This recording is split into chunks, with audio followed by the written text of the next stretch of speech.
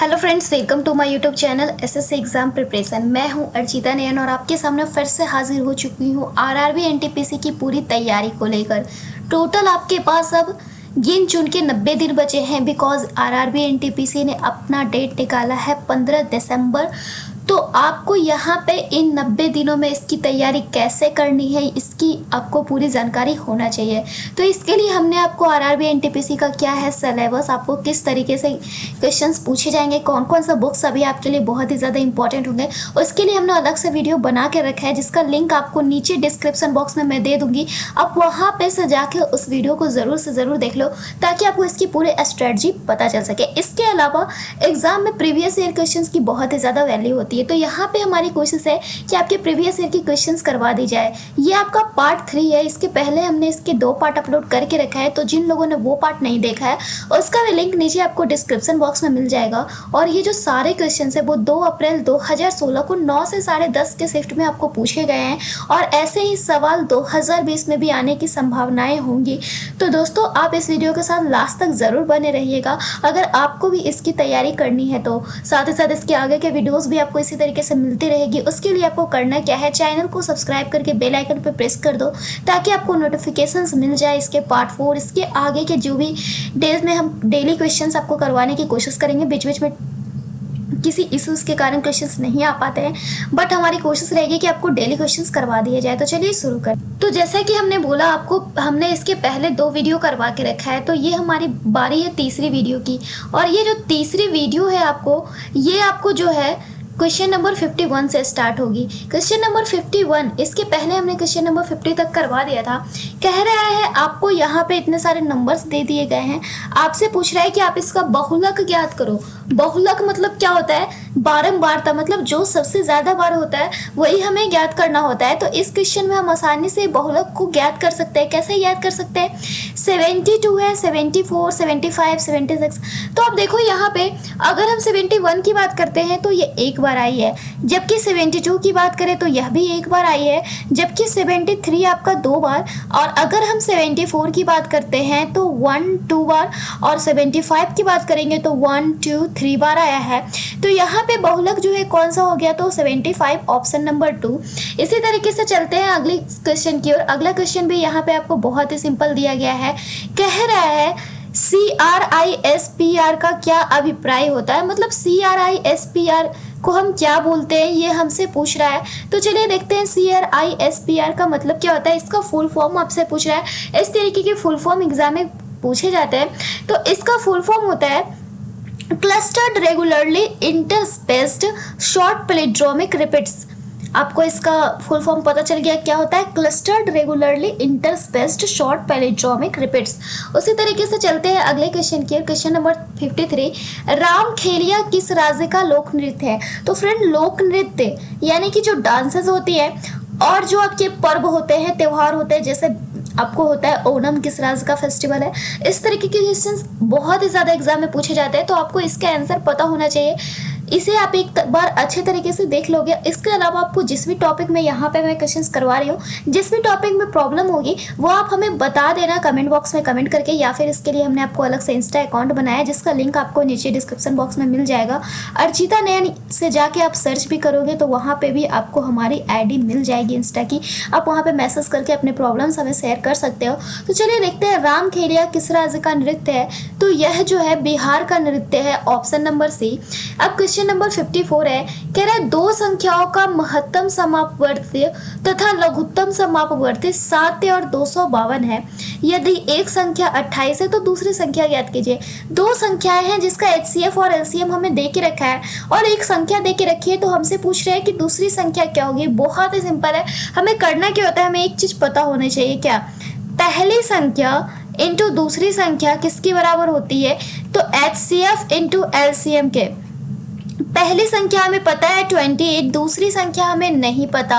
HCF हमें पता है 7, LCM पता है 252। अब आसानी से हम दूसरी संख्या निकाल लेंगे। 7 मल्टीप्लाई बाई 252 डिवाइडेड बाई 28। इसे हमने किया 4 टाइम्स, और इसे हम करेंगे हमारा यहाँ पे हो जाएगा 63 टाइम्स, यानी ऑप्शन नंबर 2 63 आंसर हो जाएगा। नेक्स्ट क्वेश्चन आपके स्क्रीन पे है। कह रहा है निम्नलिखित में से किस उपग्रह को फरवरी 2015 में सूर्य से होने वाले अत्यधिक उत्सर्जन की निगसना करने के लिए स्पेसएक्स द्वारा प्रक्षेपित किया गया था, जो पावर ग्रिड संचार प्रणालियों एवं पृथ्वी के नजदीकी उपग्रह को प्रभावित कर सकता है। तो ये जो क्वेश्चन थी उस टाइप के करंट अफेयर्स में आती थी, तो आपको पता होना चाहिए यह भी कि करंट अफेयर से कितने क्वेश्चंस पूछे जाते हैं और किस टाइप के क्वेश्चंस करंट अफेयर के आपको एग्जाम में आ रहे हैं, ताकि आप इसकी प्रैक्टिस कर सको। तो यहाँ पे आपको पता चल गया कि स्पेस से रिलेटेड भी करंट अफेयर में क्वेश्चन आते हैं। तो इस क्वेश्चन का आंसर था DSCOVR। तो ये क्वेश्चन आपको इस बार नहीं पूछा जाएगा, इस बार के जो करंट में होंगे वो आपसे पूछे जाएंगे। तो आप इस बार के करंट के क्वेश्चन को अच्छे तरीके से देख लोगे। बढ़ते हैं नेक्स्ट क्वेश्चन की और क्वेश्चन नंबर 56 कह रहा है नीचे दिए गए कथन के बाद कुछ निष्कर्ष दिए गए हैं। आपको इस कथन को सत्य मानना है, भले ही यह सामान्यतः ज्ञात तथ्यों के साथ मेल न खाता हो, और फिर यह निर्धारित करना है कि दिए गए निष्कर्षों में से कौन सा कथन से तर्क संगत है। कह रहा है रंजीत को अपने सहयोगियों के सामने अपने पर्यवेक्षक द्वारा अपमानित किया गया था। कह रहा है रंजीत एक लड़का था जिसे अपने सहयोगियों के सामने अपने पर्यवेक्षक द्वारा अपमानित किया गया था। तो निष्कर्ष है कि पर्यवेक्षक रंजीत को पसंद नहीं करता था। यह जरूरी नहीं है, हो सकता है पसंद करता होगा बट कोई गलती के कारण अपमानित किया होगा, तो यह तो गलत हो गया। फिर कह रहा है रंजीत अपने सहयोगियों के बीच लोकप्रिय है, यह भी कोई बड़ी बात नहीं है। नहीं भी लोकप्रिय रहता है फिर भी अपमानित किया जाता है तो आदमी को थोड़ा सा वो हो जाता है। तो इसलिए हम इसे कह सकते हैं ना तो एक ना ही दो तर्क संगत है, ऑप्शन नंबर 4। अगला है आपको एक कंप्रीहेंशन दिया गया है, इसमें आपको दिया गया है कि जो ट्रायंगल है वो हमें बताता है चाय पीने वालों को, जबकि जो सर्कल है वो हमें बताता है कॉफी पीने वालों को, और यह जो है हमारा ये जूस पीने वाले के बारे में बताता है। अब आपसे क्वेश्चन पूछ रहा है कि कितने लोग कॉफी पीते हैं, कितने लोग कॉफी पीते हैं। तो आप कॉफी देखो सर्कल की बात कर रहा है, तो अगर हमसे पूछे कि कितने लोग कॉफी पीते हैं तो कितने लोग हो जाएंगे। यहाँ पे मैं आपको बता देती हूँ, हमने क्या बोला कि जो सर्कल है वो बताता है किस चीज के बारे में, तो कॉफी के बारे में। तो ये वाली पॉइंट 38, ये वाली पॉइंट 45 एंड फिर से ये वाली पॉइंट 23, ये वाली पॉइंट 15 और एक पॉइंट आपका बच गया 43। यानी कॉफी पीने वालों की संख्या 8, 10, 8, 18, 18, 6 हमारा कितना हो जाएगा 24। इस तरीके से हम इसे निकाल सकते हैं। 2, 3, 2, 5, 4, 9, 2, 11, 1, 12, 4, 16, 164 लोग कॉफी पीते हैं। ऑप्शन नंबर बी चला गया जो कि ऑप्शन नंबर 1 में है। अगला है इसी तरीके से फिर से उसी आकृति पे आपको बताना है कितने लोग चाय और कॉफी पीते हैं लेकिन रस नहीं पीते हैं। चाय और कॉफी पीते हैं लेकिन रस नहीं पीते हैं। आपको चाय और कॉफी पीते हैं और रस नहीं पीते हैं, तो सबसे पहले हम रस वाले एरिया को हटा देंगे। रस वाली एरिया यहाँ पे हमारे कौन कौन से हैं, तो यहाँ पे आपको देखने को मिल रहा होगा कि रस वाली जो एरिया है वो हमारी है, रस वाली एरिया के बारे में अगर हमसे यहाँ पे पूछता है तो हम आपको आसानी से आप कह दोगे कि रस वाली एरिया है कौन सी साहब, तो ये है हमारी 29, यानी कि ये है हमारी स्क्वायर वाली एरिया। रस वाली एरिया जो है आपकी स्क्वायर वाली एरिया है, तो हमसे ये वाले पूरे एरिया को तो नेग्लेक्ट करवा दिया। अब हमसे बोल रखा है कि चाय पीते हैं और कॉफी भी पीते हैं, दोनों चीज पीते हैं।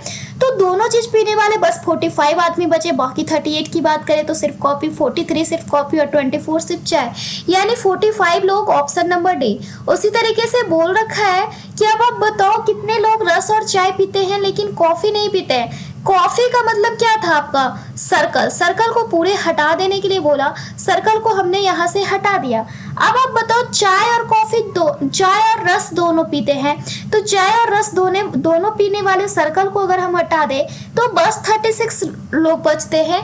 तो आपका आंसर 36 के साथ चला जाएगा, ऑप्शन नंबर बी।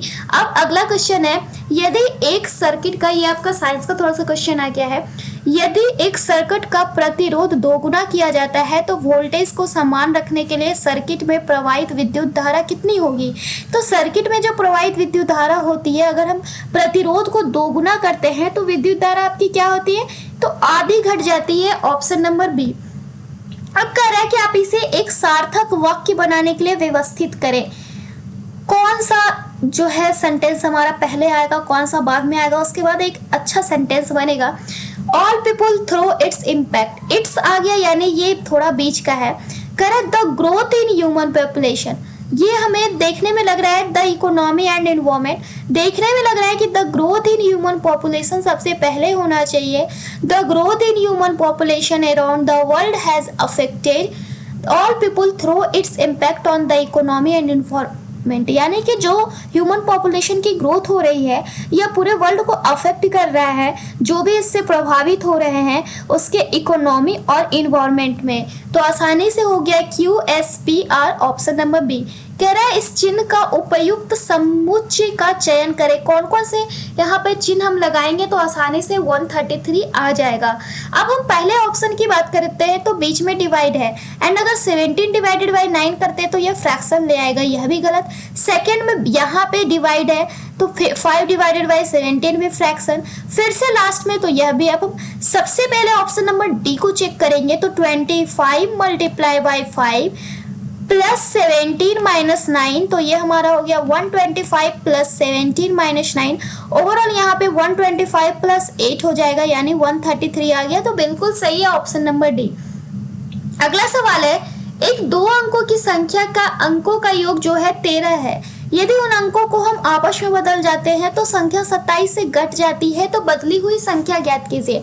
दो अंकों की संख्या है, दो अंकों की संख्या यहाँ पे हमारे पास 4 ऑप्शंस दिए गए, उनका योग 13 है। सभी ऑप्शंस में हमारा योग 13 आ ही रहा है।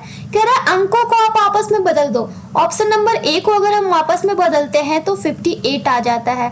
तो क्या संख्या 27 से घटती है? संख्या जो है 27 से घटनी चाहिए। अगर हम अंकों को आपस में बदलते हैं तो संख्या 27 से घटनी चाहिए।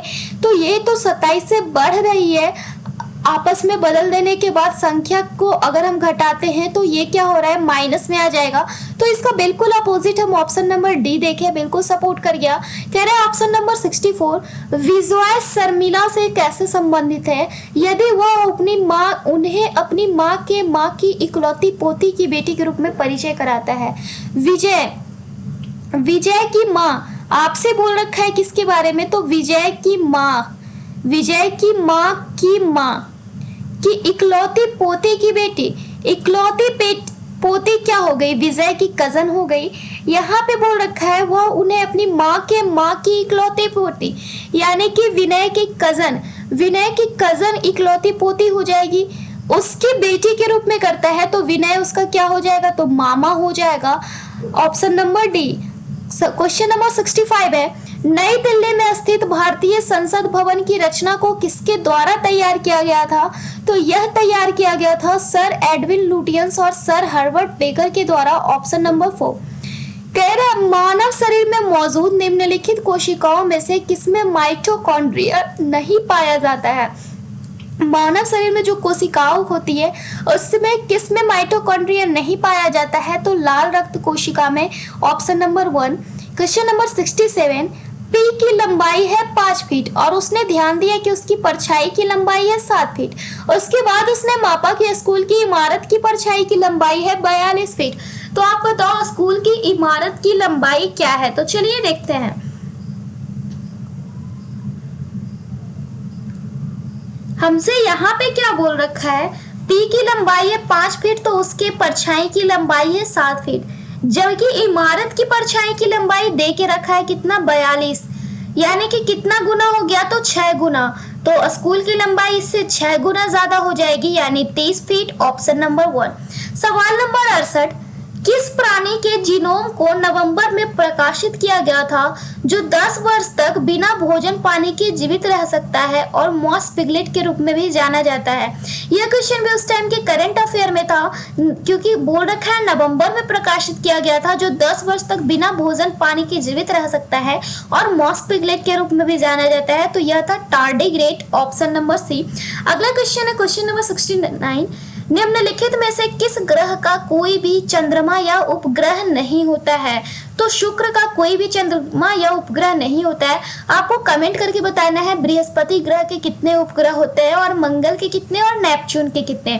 सवाल नंबर 70 मैथ का क्वेश्चन है, कह रहा है एक दुकानदार ने एक वस्तु का अंकित मूल्य 160 रुपए रखा, उसके बाद उसने 10% की छूट दिया, फिर भी उसे क्रय मूल्य का 20% लाभ मिला, तो वस्तु का क्रय मूल्य ज्ञात करें।